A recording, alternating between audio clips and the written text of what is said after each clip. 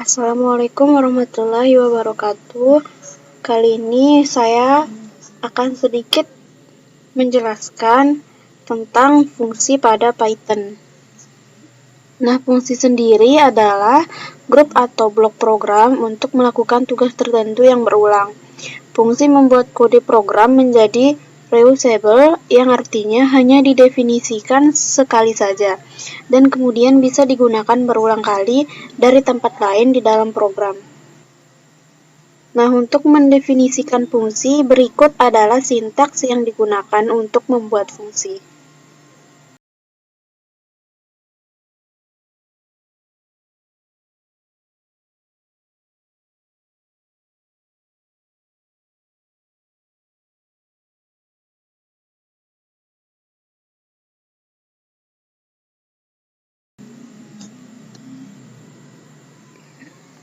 Nah, penjelasan dari sintaks fungsi tersebut, yang pertama, kata kunci def diikuti oleh function names atau nama fungsi, tanda kurung dan tanda titik dua menandai header fungsi. Kemudian, parameter atau argumen adalah input dari luar yang akan diproses di dalam tubuh fungsi.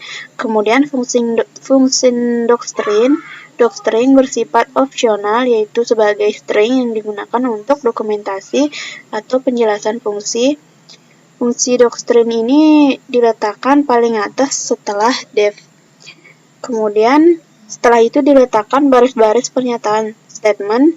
Jangan lupa indentasi untuk menandai blok fungsi. Kemudian yang terakhir, return bersifat opsional. Gunanya adalah untuk mengembalikan suatu nilai expression dari fungsi. Nah, contohnya fungsi untuk menyapa seseorang yaitu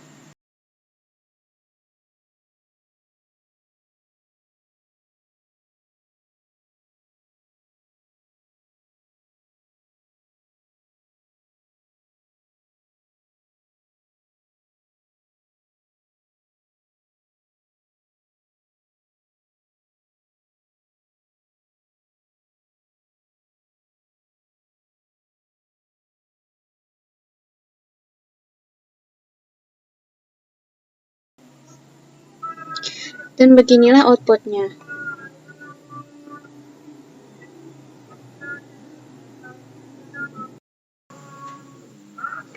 Kemudian untuk docstring adalah singkatan dari documentation string. Nah, ini tuh berfungsi sebagai dokumentasi atau keterangan singkat tentang fungsi yang kita buat. Meskipun bersifat opsional, menuliskan docstring adalah kebiasaan yang baik. Nah, cara mengaksesnya adalah dengan menggunakan format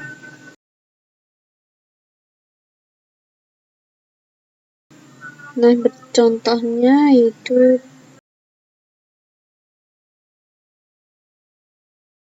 fungsi ini untuk menyapa seseorang sesuai nama yang dimasukkan sebagai parameter. Selanjutnya, pernyataan return. Pernyataan return digunakan untuk keluar dari fungsi dan kembali ke baris selanjutnya di mana fungsi dipanggil. Adapun sintaks untuk return adalah kemudian untuk argumen fungsi. Kita bisa memanggil fungsi dengan menggunakan salah satu dari 4 jenis argumen berikut. Yang pertama, argumen wajib, kemudian argumen kata kunci, ketiga argumen default, yang keempat argumen dengan panjang sembarang. Nah, untuk yang pertama, argumen wajib adalah argumen yang dilewatkan ke dalam fungsi dengan urutan posisi yang benar. Di sini jumlah argumen pada saat pemanggilan fungsi harus sama persis dengan jumlah argumen pada pendefinisian fungsi. Nah, pada contoh sapa tadi, kita perlu melewatkan satu argumen ke dalam fungsi sapa. Bila tidak, maka akan muncul error. Contohnya adalah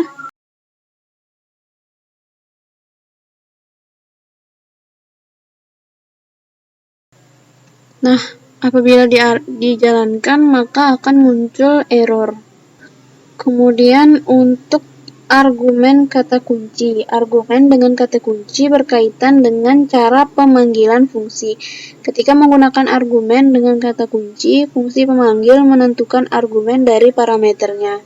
Hal ini membuat kita bisa mengabaikan argumen atau menempatkannya dengan sembarang urutan. Python dapat menggunakan kata kunci yang disediakan untuk mencocokkan nilai sesuai dengan parameternya. Contohnya yaitu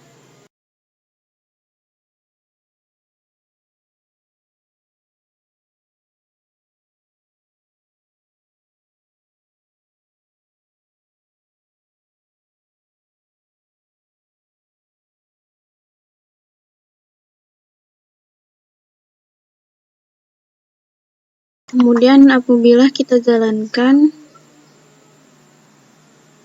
dan beginilah outputnya. Kemudian untuk urutan parameter tidak menjadi masalah. Contohnya,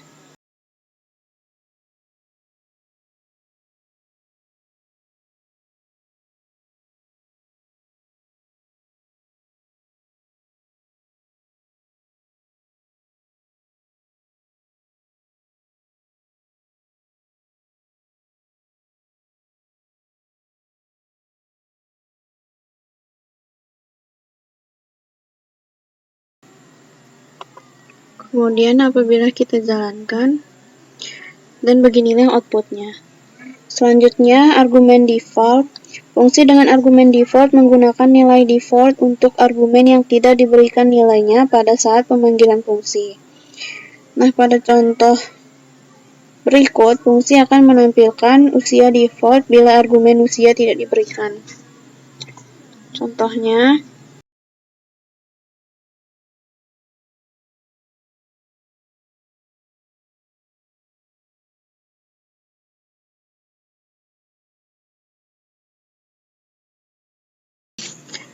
nah, apabila kita run, maka beginilah outputnya. Kemudian ada argumen dengan panjang sembarang. Nah, terkadang kita butuh untuk memproses fungsi yang memiliki banyak argumen. Nama-nama argumen tidak disebutkan saat pendefinisian fungsi. Beda halnya dengan fungsi dengan argumen wajib dan argumen default. Contoh untuk fungsi dengan argumen panjang yaitu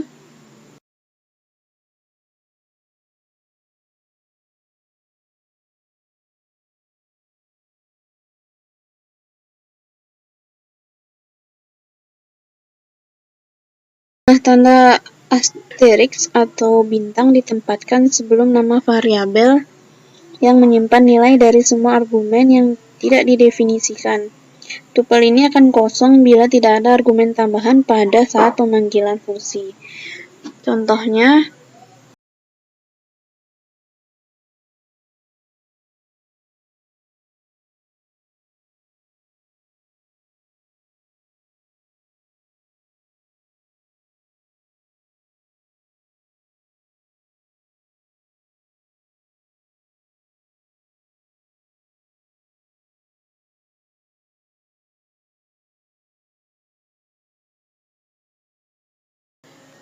dan apabila kita run, beginilah outputnya. Kemudian untuk ruang lingkup variabel. Di Python tidak semua variabel bisa diakses dari semua tempat. Ini tergantung dari tempat di mana kita mendefinisikan variabel. Ruang lingkup variabel itu ada dua, yaitu ada global dan kemudian ada lokal. Variabel yang didefinisikan di dalam fungsi memiliki skop lokal, sedangkan variabel yang didefinisikan di luar fungsi memiliki skop global. Ini berarti lokal hanya bisa mengakses dari fungsi di mana ia didefinisikan, sedangkan variabel global bisa diakses dari seluruh tempat dimanapun di dalam program. Contohnya yaitu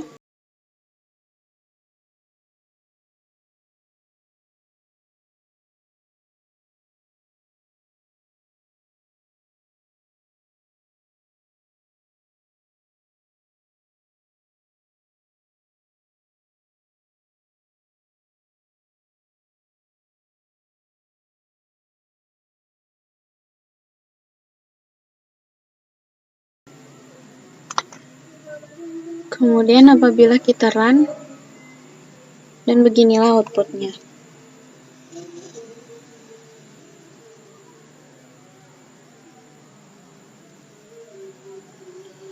Sekian dari video saya kali ini, kurang lebihnya saya mohon maaf. Wabillahi taufiq wal hidayah. Wassalamualaikum warahmatullahi wabarakatuh.